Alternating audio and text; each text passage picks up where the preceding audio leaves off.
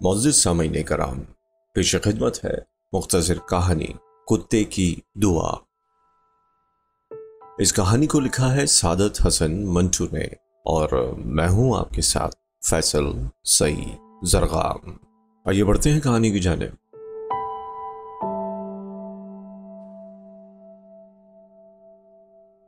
आप यकीन नहीं करेंगे मगर ये वाकया जो मैं आपको सुनाने वाला हूं बिल्कुल सही है। ये कहकर शेख साहब ने बीड़ी सुलगाई, 2-3 जोर के कश लेकर उसे फेंक दिया और अपनी दास्तान सुनाना शुरू की। शेख साहब के मिजाज से हम वाकिफ थे, इसलिए हम खामोशी से सुनते रहे। दरमियान में इनको कहीं भी न टोका। आपने वाकया यूं बयान करना शुरू किया। गोल्डी मेरे पास 15 बरस से था, जैसा कि नाम से जाहिर है। उसका रंग सुनहरी माइल भोसला था, बहुत ही हसीन कुत्ता था। जब मैं सुबह उसके साथ बाग की सैर को निकलता तो लोग उसको देखने के लिए खड़े हो जाते थे। लॉरेंस गार्डन के बाहर मैं उसे खड़ा कर देता।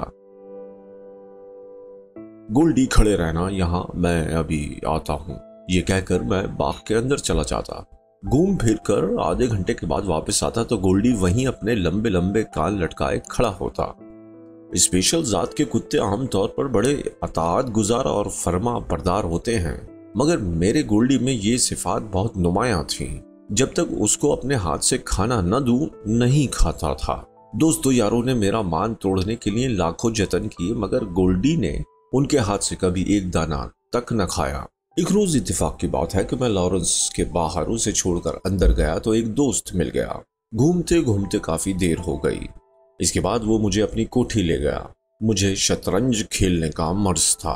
बाजी शुरू हुई तो मैं दुनिया माफिया भूल गया। कई घंटे बीत गए। दफतन मुझे गोल्डी का ख्याल आया। बाजी छोड़कर लॉरेंस के गेट की तरफ भागा। गोल्डी वहीं अपने लंबे लंबे कान लटकाए खड़ा था। मुझे उसने अजीब नजरों से देखा, जैसे कह रहा हो, दोस्त तुमने आज अच्छा सलूक किया मुझसे। मैं बेहद नाजिम हुआ, चुनाचे आप यकीन जाने मैंने शतरंज खेलना छोड़ दी। माफ कीजिएगा, मैं असल वाकये की तरफ अभी तक नहीं आया। दरअसल गोल्डी की बात शुरू हुई तो मैं चाहता हूं कि उसके मुतालिक मुझे जितनी बातें याद हैं आपको सुना दूं। मुझे उससे बेहद मोहब्बत थी।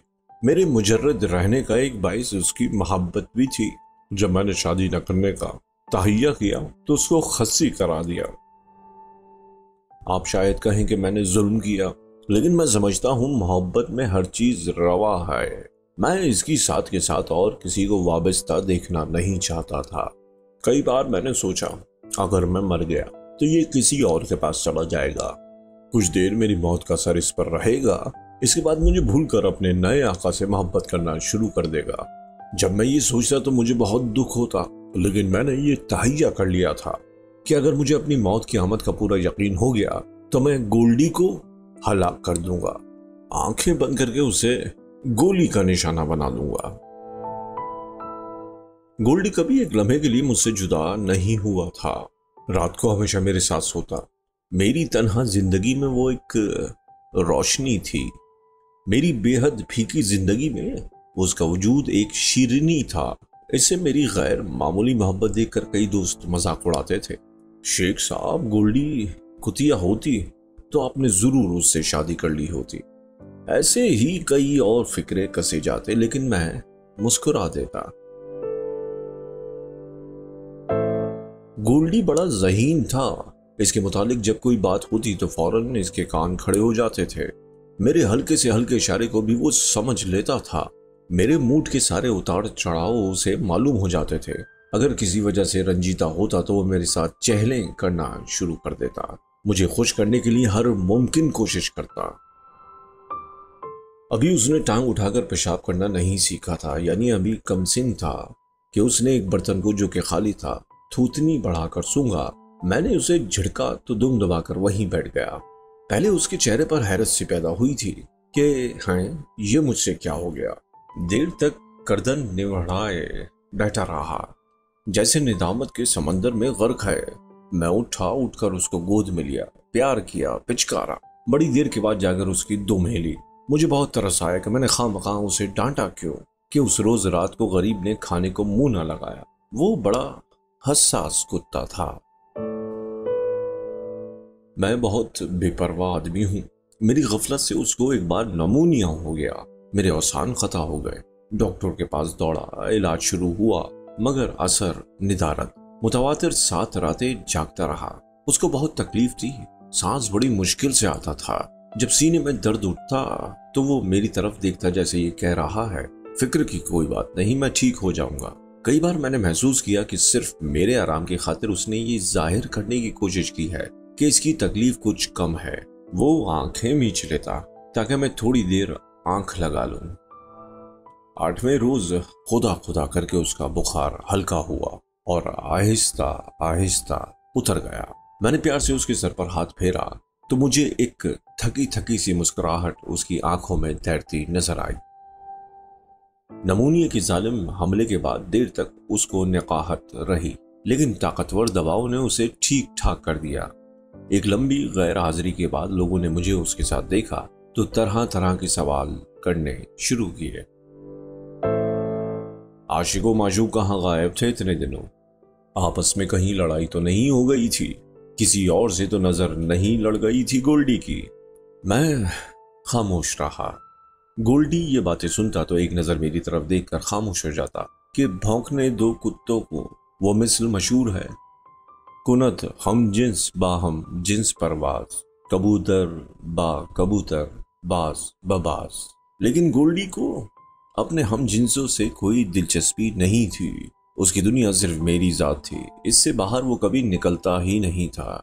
गोल्डी मेरे पास नहीं था जब एक दोस्त ने मुझे अखबार पढ़कर सुनाया। इसमें एक वाकया लिखा था, आप सुनिए, बड़ा दिलचस्प है। अमेरिका या इंग्लिस्तान ने, मुझे याद नहीं कहाँ, एक शख्स के पास कुत्ता था। मालूम नहीं किस जात का। उस शख्स का ऑपरेशन होना था। उसको अस्पताल ले गए तो कुत्ता भी साथ हो लिया। स्ट्रेचर पर डालकर उसको ऑपरेशन रूम में ले जाने लगे तो कुत्ते ने अंदर जाना चाहा। मालिक ने उसको रोका और कहा कि बाहर खड़े रहो, मैं अभी आता हूँ। कुत्ता हुक्म सुनकर बाहर खड़ा हो गया। अंदर मालिक का ऑपरेशन हुआ जो नाकाम साबित हुआ। उसकी लाश दूसरे दरवाजे से बाहर निकाल दी गई। कुत्ता 12 बरस तक वहीं खड़ा अपने मालिक का इंतजार करता रहा। पेशाब पखाने के लिए कुछ देर वहां से हटता, फिर वहीं खड़ा हो जाता। आखिर एक रोज मोटर की लपेट में आ गया और बुरी तरह जख्मी हो गया, मगर इस हालत में भी वो खुद को घसीटता हुआ वहां पहुंचा जहां उसके मालिक ने उसे इंतजार करने के लिए कहा था। आखिरी सांस उसने उसी जगह लिया। ये भी लिखा था कि अस्पताल वालों ने उसकी लाश में भूस भर के उसको वहीं रख दिया है, जैसे वो अब भी अपने आका के इंतजार में खड़ा है। मैंने ये दास्तान सुनी तो मुझ पर कोई खास असर ना हुआ। अव्वल तो मुझे उसकी सेहत ही का यकीन ना आया, लेकिन जब गोल्डी मेरे पास आया और मुझे उसकी सिफात का इल्म हुआ तो बहुत बरसों के बाद मैंने ये दास्तान कई दोस्तों को सुनाई। सुनाते वक्त मुझ पर एक रिक्कत तारी हो जाती थी और मैं सोचने लगता था, मेरे गोल्डी से भी कोई ऐसा कारनामा वाबस्ता होना चाहिए। गोल्डी मामूली हस्ती नहीं है। गोल्डी बहुत मतीन और संजीदा था। बचपन में उसने थोड़ी शरारतें की, मगर जब उसने देखा कि मुझे पसंद नहीं तो उनको तर्क कर दिया। आहिस्ता आहिस्ता संजीदगी इख्तियार कर ली जो तादमे मर्ग कायम रही। मैंने तादमे मर्ग कहा तो मेरी आंखों में आंसू आ गए हैं। शेख साहब रुक गए।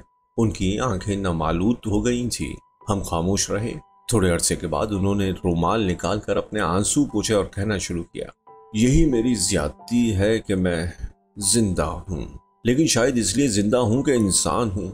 मर जाता तो शायद गोल्डी की तौहीन होती।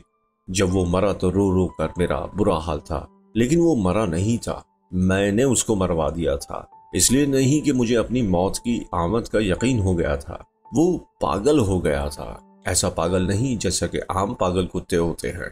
इसके मरज का कुछ पता ही नहीं चलता था। उसको सख्त तकलीफ थी। जाकुनी का सा आलम उस पर तारी था। डॉक्टरों ने कहा इसका वाहिद इलाज यही है कि इसको मरवा दो। मैंने पहले सोचा नहीं, लेकिन वो जिस अजियत में गिरफ्तार था मुझसे देखी नहीं जाती थी। मैं मान गया। वो उसे एक कमरे में ले गए जहां बरकी झटका पहुंचाकर हला करने वाली मशीन थी। मैं अभी अपने नहीफ दिमाग में अच्छी तरह कुछ सोच भी ना सका था कि वो उसकी लाश ले आए। मेरे गोल्डी की लाश। जब मैंने उसे अपने बाजुओं में उठाया तो मेरे आंसू टप टप उसके सुनहरे बालों पर गिरने लगे, जो पहले कभी गर्द आलूद नहीं हुए थे। टांगे में उसे घर लाया, देर तक उसको देखा किया। 15 साल की रिफाकत की लाश मेरे बिस्तर पर पड़ी थी। कुर्बानी का मुजस्सिमा टूट गया था। मैंने उसको नहलाया, कफन पहनाया। बहुत देर तक सोचता रहा कि अब क्या करूं, जमीन में दफन करूं या जला दूं। जमीन में दफन करता तो इसकी मौत का एक निशान रह जाता। यह मुझे पसंद नहीं था, मालूम नहीं क्यों। यह भी मालूम नहीं कि मैंने क्यों उसको गर्क़ दरिया करना चाहा। मैंने उसके मुतालिक अब भी कई बार सोचा है, मगर मुझे कोई जवाब नहीं मिला। खैर, मैंने एक नई बोरी में उसकी कफनाई हुई लाश डाली, 2 धाकर बट्टे इसमें डाले और दरिया की तरफ रवाना हो गया। जब बेड़ी दरिया के दरमियान में पहुंची और मैंने बोरी की तरफ देखा तो गोल्डी से 15 बरस की रिफाकत और मोहब्बत एक बहुत ही तेज तलखी बनकर मेरे हल्क में अटक गई।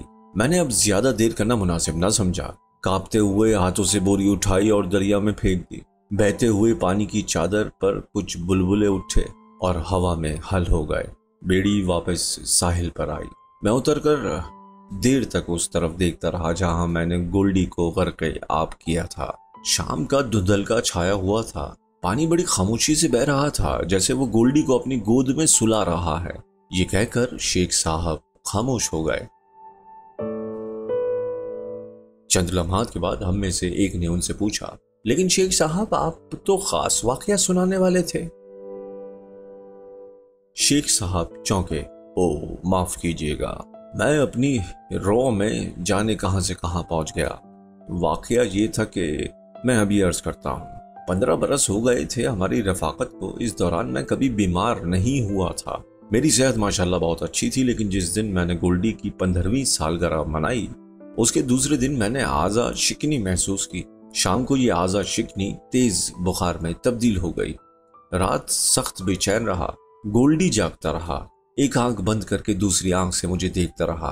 पलंग पर से उतरकर नीचे जाता, फिर आकर बैठ जाता। ज्यादा उम्र हो जाने के बाइस उसकी बीनाई और समाअत कमजोर हो गई थी, लेकिन जरा सी आहट होती तो वो चौंक पड़ता और अपनी धुंधली आंखों से मेरी तरफ देखता और जैसे ये पूछता हो, ये क्या हो गया है तुम्हें। उसको हैरत थी कि मैं इतनी देर तक पलंग पर क्यों पड़ा हूं, लेकिन वो जल्दी ही सारी बात समझ गया। जब मुझे बिस्तर पर लेटे कई दिन गुजर गए तो इसके साल खूर्दा चेहरे पर अफसुर्दगी छा गई। मैं उसको अपने हाथ से खिलाया करता था। बीमारी के आगाज में तो मैं उसको खाना देता रहा। जब नकाहत बढ़ गई तो मैंने एक दोस्त से कहा कि वो सुबह शाम गोल्डी को खाना खिलाने आ जाया करे।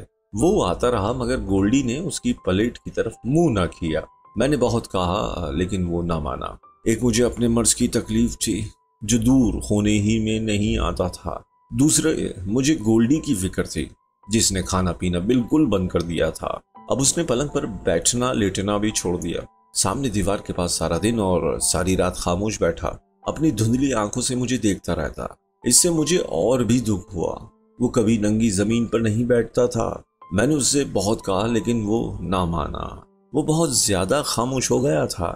ऐसा मालूम होता था कि वो गम व इंदोह में गर्क है। कभी कभी उठकर पलंग के पास आता, अजीब हसरत भरी नजरों से मेरी तरफ देखता और गर्दन झुकाकर वापस दीवार के पास चला जाता। एक रात लैम्प की रोशनी में मैंने देखा कि गोल्डी की धुंधली आंखों में आंसू चमक रहे हैं। उसके चेहरे से हुज़्न मलाल बरस रहा था। मुझे बहुत दुख पहुंचा। मैंने उसे हाथ के इशारे से बुलाया। लंबे लंबे सुनहरे कान हिलाता वो मेरे पास आया।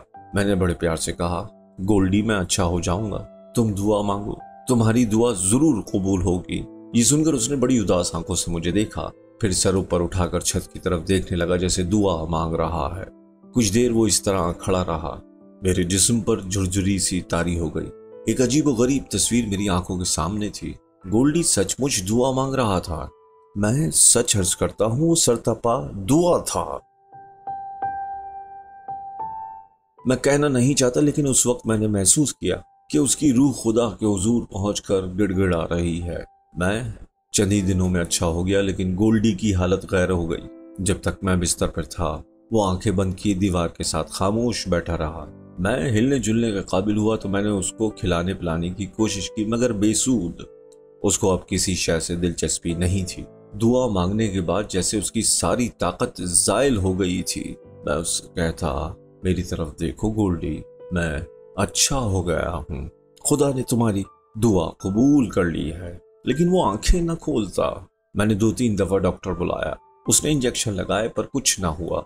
एक दिन मैं डॉक्टर लेकर आया तो उसका दिमाग चल चुका था। मैं उठाकर उसे बड़े डॉक्टर के पास ले गया और उसको बरकी ज़रब से हलाक करा दिया।